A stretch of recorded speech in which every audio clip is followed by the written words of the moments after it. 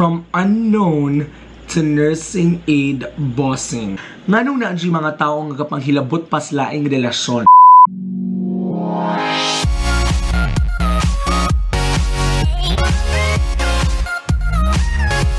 Hello mga bebes! Welcome back to my YouTube channel, Polly once again, inyong bebe boy.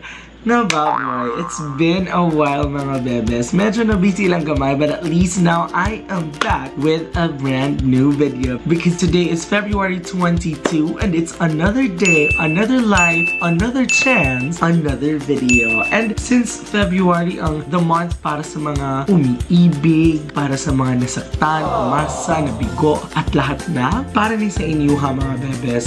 So I posted a status sa akong Facebook asking for someone or asking sa akong mga Facebook friends to send me a message para letter sa ilang someone. And nasa mga nag-drop of love questions o gato ng tubagon sa night. So I hope you guys are excited. So let's start!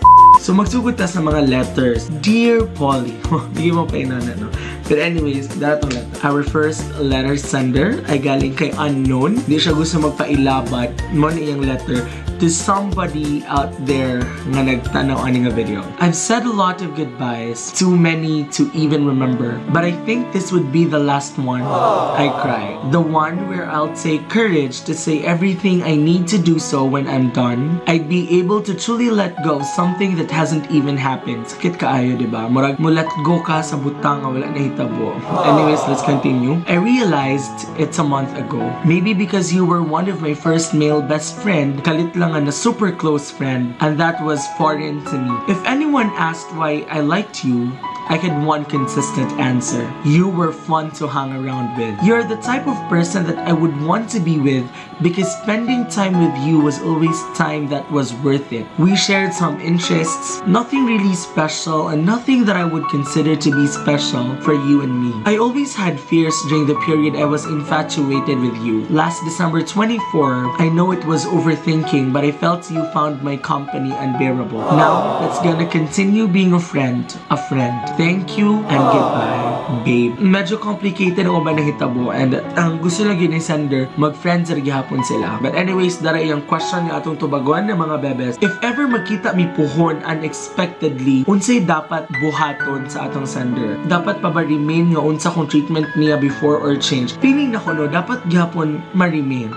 Though, let's admit nga dili mawala ang awkwardness because of the feelings nga na-feel. It's from you, sender, nga gusto ka mag-friend na gihapon mo. Gusto ka nga na gihapon ang relationship as close friends and na-build na magiging niyo ang trust. And so, let's not destroy that trust and that relationship para lang sa usa ka infatuation. Dapat maura gyud gihapon imong treatment as before. You know, sayang ang relasyon. Alright, dili ni siya letter. Question ni siya, isa ka love question. Medyo natay pa angry emoticon dere no, murag suko pa question dere. Nganong na mga taong nagapanghilabot pas laing relasyon. Nganong uban ex kay mugara man jud biskan kabalo na sila nga nanay uyab magpa-cute pa man jud. Alright. So kani nga mga tao nga mangguba pa sa mga tao laban sa banks dere dapitan no. Kani nga mga tao nga mangguba pa sa mga taong naanay relasyon, there are these people na dili ginagamit ilang utok whenever they enter the kingdom of love. Let's say, nag-beat imong heart ani nga particular person and imo na siyang gihayaan to beat, diba? Kay nakita sa iyaha and all that. Pero murag walay guidance sa imong brain, busa wala na ka nakahuna ko unsay mali o unsay tama, diba? So, wala na kayo mabuhat, magpa-cute na ka, dahil na kang buhaton, maghilabot na ka, bisag kabalo ka nga na in a relationship ni siya nga tao. Dili siya maayo. Of course, kabalo ko lisod siya, no? Pero kailangan yun na-appear mi si brain as a guide sa kung unsa tong gakapil. If ever mo beat imong heart sa usa ka particular person, you really have to process everything. Kailangan yun imo huna-hunaon kung unsay possible mahitabo. Kay dili siya worth it. Dili worth it mangguba og relasyon. So you better stop. Next. So dili ni siya letter, isa ni siya katula nga gi-compose sa atong sender para sa iyang special someone. So, di ba, imagine how amazing love is nga daghan kay siya gipabuhat sa imuha, daghan kay siya mapabuhat sa imuha because it's love and you do everything for love. So yung title is The Apple of My Eye. Many days gone by, many hours passed by, yet she was there waiting for her right guy. Until one night, he showed up, and that was the day he changed her darkest, lonely night.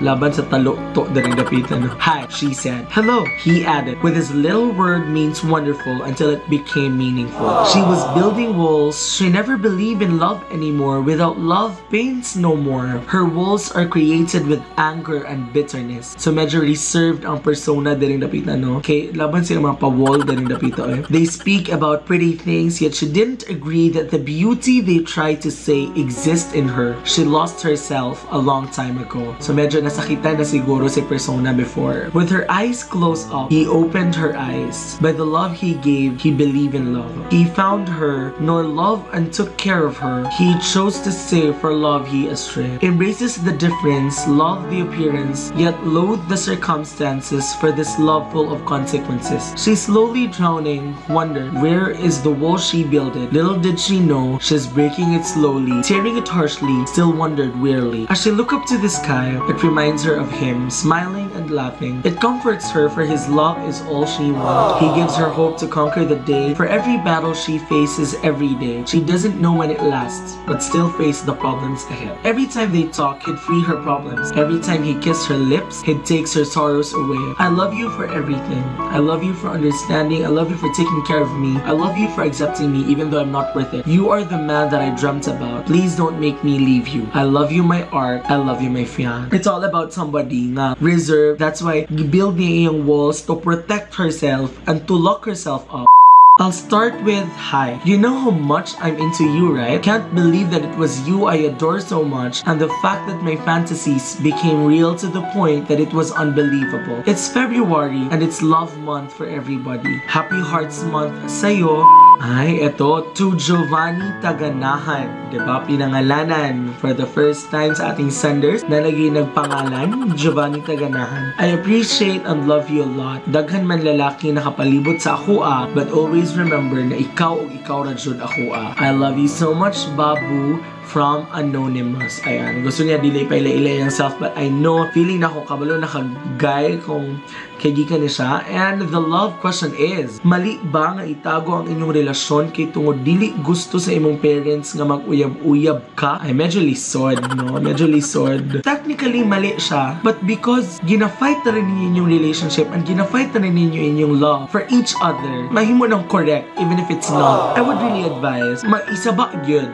No, dili isikreto ang relasyon because walay mahitabo. Duda ra, madudahan na kasi imong parents and ay, kani nga question. Unsay reason nga nung dili pa ready mo sulod ang isa ka tao sa relationship? Dagan kay siyang factor, no?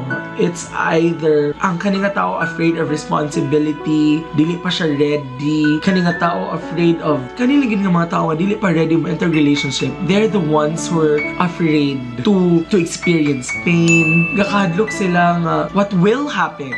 That question is from Ken P. Culpa. So, laban lang kita ni mo dira, no? Di pa gid siya ready mo enter relationship. Anyways, next letter sender. Ayan, medyo gakita na kong mga heartbreak nga mga emojis dire. So, medyo pa-MMK ang atong labanan dire, no? Hi, Char. Kabaluman ko nga mag 3 years na karon nga year nga wala na ta. Kay haler, gwapo kay kabo sa imo kong gibulagan. So, ang sender ang gibulagan dire, no? Pero ambot nga, no? Pero gahope pa ko nga magbalik pa ta someday. Ay, there's still love. Ambot pero bisag tanga kayo kus imo, wala ba siya po nawala akong love para nimo? It breaks my heart when I saw your girlfriend post pictures with you.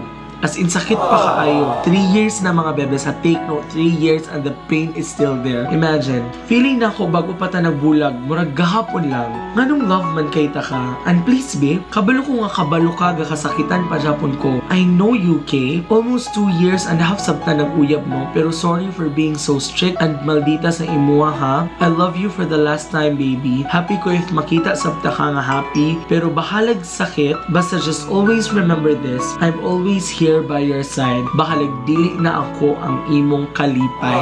Oh my God, that's so painful. Diba, imagine it's love. Pero laban lang kita sa ending statement sa atong letter sender. I'm always here by your side. Baka dili na ako ang imong kalipay. Ikaw na magiging ang queen of sacrifice, no? Na yun. Pero believe good ko sa gugma nga naa ka para ani nga tao. Love question. Pero iyang question dili para sa ako, para sa giyang gitagaan sa letter. Nganong imo kong gibiyaan sa walay sakto nga rason? Ayan, mo ang pinakalisod nga pangutana sa mga gipambulagan. Kung walay saktong rason nga gibulagan ka, meaning kani nga mga tao wala nakagive closure, wala na tarong og sira ang ilang past, busa there's still pain. Laban na kita sa i-take na ninako nga opportunity para makapabet niya. So si sender unknown. Ay, sa basa ko ngalan kay mapangka ko kapanan. Aura ba to siya sa vlog nimo? Ay, thank you very much sa kung kinsa man ka. Anyways, dear crush, grade 10 Juan Luna ka, pinakagwapo sa instrumental. Ayan. Kabalo ko ba'y nakikatsaron? Feeling ganin ako daghan na. Feeling po na ako, apil na ko sa ila. So yes, before ba'y, wapanay mali siya sa ako, mga tutok nimo, mga sweet nimo sa ako, kaya di man yun tika bet ato. Nga naman po yun, di kalit nakagwapo og ayo, uy. Pero ba'y ka na mga tutuka, bitaw, feeling yun ako na nay something ana. Feeling po na ako, crush ko nimo. Bitaw, kabalo man ko ba'y, daghan kay kag bet, busa hangyo lang ta na ako ba? Ayaw na tawon ko pa asyo makrush. Kapoy ba ya, sige ratag paasumod no. Galikay na ko sa imo bay ginaminal ditahan na tikabo sa tabangi pud ko. Kay basin asa na nimo padulong akong feelings nimo. Nagmamahal, imong gipakilig o gipaasa.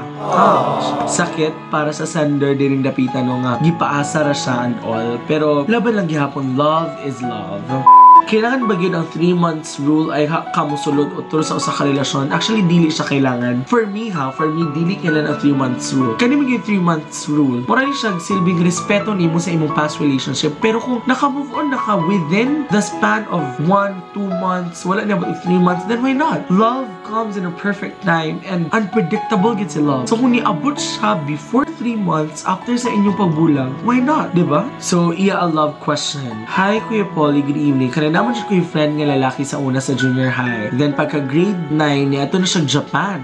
Laban sa Japan din, no? So, nawala na dyan among communication. Then, pag pila ka years nila ba, nag-chat siya balik sa ako ato pang February 1. Nag-start. Then, tungod sa pag-chat na mo everyday, na-develop na hinuon ko sa iya. Then, gaduha ko mag-confess. Kaya layo man dyan kaayo, may feeling ako ma-useless rin gihapon eh. Pero sa akong heart, gusto yun ako may balaan niya. Mag-ask nyo ako if okay lang ba na mag-confess ko siya or dili na lang. Feeling ako, you have to confess. Worth it, di kaya mag-take a risk sa love. Even if pain ang result, then it's okay. At least, diba, mas dili ka katulog kung daghan kay kag what if sa imong mind. Na siya rin ang napagawas nimo kay kung sa man yung result, kung sa man yung tubag, at least kabalo na ka. Then, wala nimo napagawas, and then, what if ako itong naingon? What if, di ba yung kay kag what ifs, better nga ipagawas na tanan. Go confess. I know it's hard, but it's the best thing to do. What if sige na siya o kasuko, or miskan gamay na mga butang kasukan, love pa ka ko niya? Kung sige mong away, that doesn't mean na wala na ang love. That just mean nga, mas ni concern siya sa imuha, mas ni sensitive siya sa imuha, di ba? And unless unreasonable na tanan iyang ginakasaba og ang reason sa mga away, kung unreasonable then there's no point of staying kay katoxic ra relasyon. Pero gid na ako maingon.